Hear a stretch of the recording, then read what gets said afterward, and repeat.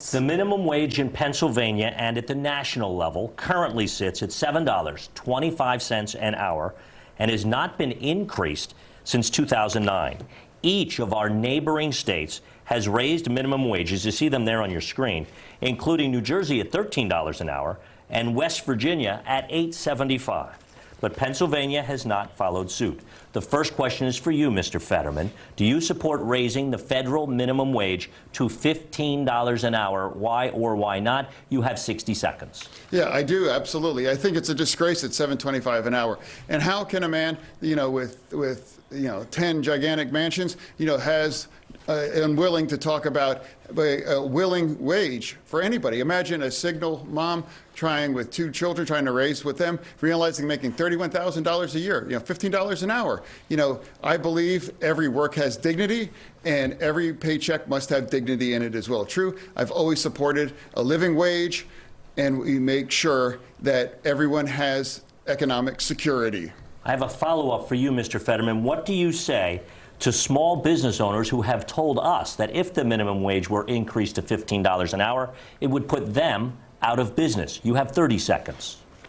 Now, we all have to make sure that everyone that works is able to, that's the most American bargain, that if you work full-time, you should be able to live in dignity as well. True. And I believe they haven't have any businesses you can't have businesses being subsidized by not paying individuals that just simply can't afford to pay their own way. Okay, Mr. Fetterman, thank you. Mr. Oz, turning to you. Do you support raising the federal minimum wage to $15 an hour? Why or why not? You have 60 seconds. I think market forces have already driven up the minimum wage. I was with a hotel worker actually here in Harrisburg a few months ago, and he was telling me how hard it was to live on the $15 an hour that he was getting paid. John Fetterman shoots too low. We want much more money than that. And there are many ways to achieve that, but John Fetterman thinks the minimum wage is his weekly allowance from his parents. He's not really cognizant of the real challenges of business owners who've got to balance that with employees. Thankfully, we have a solution. And John, you didn't answer the question. You can't put businesses out of commission in order to pay more wages, because the wages will go to zero, which is John Fetterman's radical plan if you really follow it to conclusion. Here's what I would do. We have one of the richest energy states in the country. I believe if we could unleash the energy beneath our feet here in Pennsylvania, there'd be plenty of money to go around. We'd have increased wages, a more reason for students to take vocational classes to be able to learn trades, which I'm strongly supportive of. We'd also be able to pipe that gas, improve our economy, and reduce inflation. That's a plan that works, and it's humble enough that I can say it broadly. Thank you. I want to give you, Mr. Fetterman, a 15-second follow-up to what he just said about you.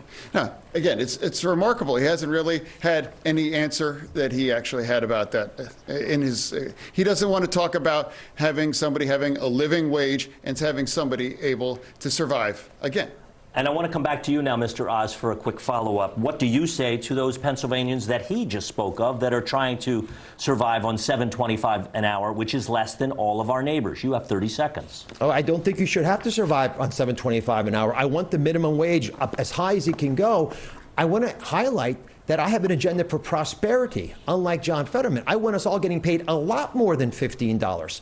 And I answered your question directly in a way that would preserve business owners, job creators, so they thrive, and we'd have lots more employees entering the workforce and then prospering, getting paid $25, $35, $45 an hour. But we're never going to get there if we don't unleash our energy. And John Fetterman's stubbornness on calling it a stain on Pennsylvania is an insult to those workers. To be clear, you said you want people making a lot more, but that's not through a federal law of minimum wage. That's through market forces? Market forces should drive it up anyway, and it's already done that. Thank you. You should be able to get paid much more than $15 an hour. Thank you. Lisa. Thank you for watching. Go to newsnationnow.com to find News Nation on your television provider. And don't forget to click the red subscribe button below to get more of News Nation's fact-driven, unbiased coverage.